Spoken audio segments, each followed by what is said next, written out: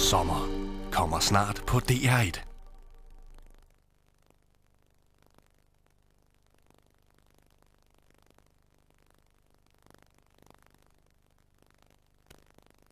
I aften skal de møde 3 amerikanere. Richard Pearl, der siden 1980'erne har været en magtfaktor i amerikansk udenrigspolitik og er blevet kaldt en af Irakkrigens chefarkitekter. De skal møde en borgmesterkandidat i Philadelphia, og så skal de møde formanden for New Yorks immigrantkoalition. Velkommen til Central Park, velkommen til New York og velkommen til Amerika.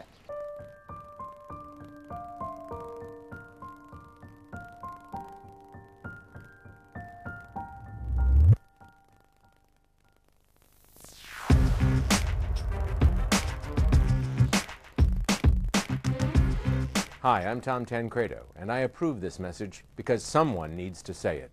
There are consequences to open borders beyond the 20 million aliens who've come to take our jobs. Islamic terrorists now freely roam U.S. soil. Jihadists who froth with hate, here to do as they have in London, Spain, Russia. The price we pay for spineless politicians who refuse to defend our borders against those who come to kill. Meget få republikanske vælgere ønsker denne mand, Tom Tancredo, som partiets præsidentkandidat. Men spørgsmålet interesserer dem. For mange republikanere ønsker en ny, hård politik over for USA's 12 millioner illegale immigranter. Hvad siger demokraterne til det? Ja, de vakler. Guvernøren her i New York, han mener, at politikerne i Washington har givet fuldstændig op over for problemet. I september, der besluttede han sig for at gøre noget selv. Han ville, som han sagde, bringe New Yorks 1 million illegale immigranter ud af skyggerne ved at give dem lov til at søge om at få kørekort. Men modstanden var betragtelig, for 76% af amerikanerne er imod den idé, og i sidste uge, der måtte guvernøren lade forslaget falde.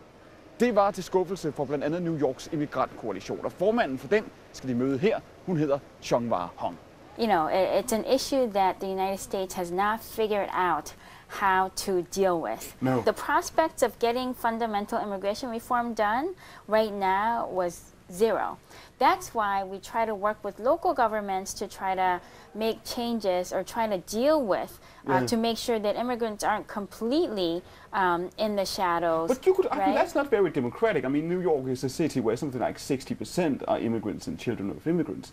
You could say it's not very democratic to sort of try to force through a certain issue on, say, the driver's licenses in New York and try to change national policy that way around. That really, in the U.S., national policy should be done at the national level in Washington. Yeah, no, the driver's license policy wasn't to replace or in place of fundamental federal solution. It was a band-aid solution, but we needed to do it because remember, this is every day immigrants are driving without license, and it's a threat to road safety.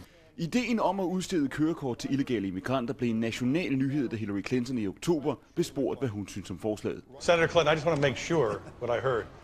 Do you, the New York Senator Hillary Clinton, support the New York governor's plan to give illegal immigrants a driver's license? You told the National Hampshire paper it made a lot of sense. Do you support his plan? You know, Tim, this is where everybody plays gotcha. It makes a lot of sense. What is the governor supposed to do? Hvad betød det? Var Hillary Clinton for forslaget eller imod det?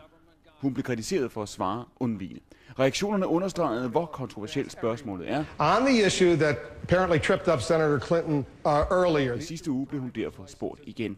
Assuming there isn't going to be comprehensive immigration reform, do you support or oppose driver's licenses for illegal immigrants? Senator Clinton. No.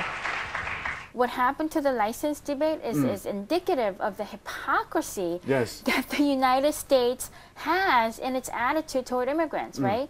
So there's 12 million undocumented immigrants. What are they doing? You know, they're here filling jobs that the United States economy has created and has to have filled. And every single person in this country benefits from their hard work. And then we turn around and call them criminals? That is so hypocritical, right? If we go into an election now where we have all the Republican candidates, at least at the moment, seemingly, competing, to be harsh on immigration, to come down hard.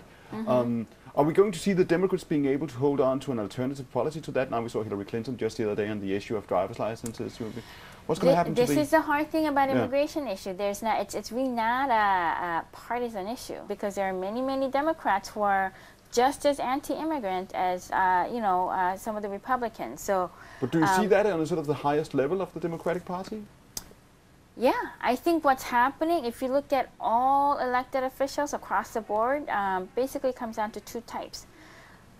One type is you just jump on the anti-immigrant bandwagon. Yeah. The other side is they're just trying to avoid the issue. Yes. They say they pay some lip service about immigrants, in general, but when it comes to policies, they're too much of cowards to put out a real solution. Would that be true of someone like Hillary Clinton?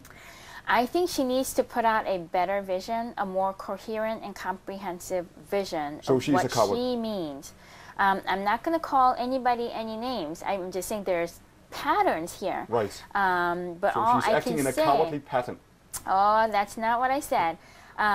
So Hillary Clinton and every single presidential candidate has to put out their solution of what they're going to do about immigration. No one has done that. We're lacking the political leadership who can put out a positive vision around which you can unite all ethnic people. Right, and even the Democratic Party still has to provide that. That's what you're saying. You sound like a hardcore Democrat. I think every political leader, Democrats have not done a good job. The Republicans have not done a good job. I think the United States, right, and by the year 2050, the whole racial makeup of the United States is going to change. And so the minority communities all combined is going to be the majority. So I think there's deep insecurities among those who are part of the establishment right now, because they're going to have to lose some of their power and share, right, with growing populations. When you see the Democrats, because they're not making, at least the presidential candidates, are not making immigration an issue the way the Republican presidential candidates are. Right. Are they, if they next year, if they accommodate this fear of illegal immigrants, if you find that Democrats, shifting positions, like Hillary Clinton on the issue with the driver's licenses, is that because they are afraid of the Republicans instead of tactical, or do you believe that they themselves might be afraid of the development that is taking place? I think some of them are also, afraid of immigrants taking over this country, but most smart politicians, and this applies to Republicans too, they know that in the long term, you have no choice. If you're going to survive as a political party, you're going to have to, recruit new members, younger people, immigrants, you just can't survive as a political party or as anything. So they know that it's in their interest to appeal to immigrants in the long term. They just have let their short-term interest of winning this presidential election overtake them. Richard Pearl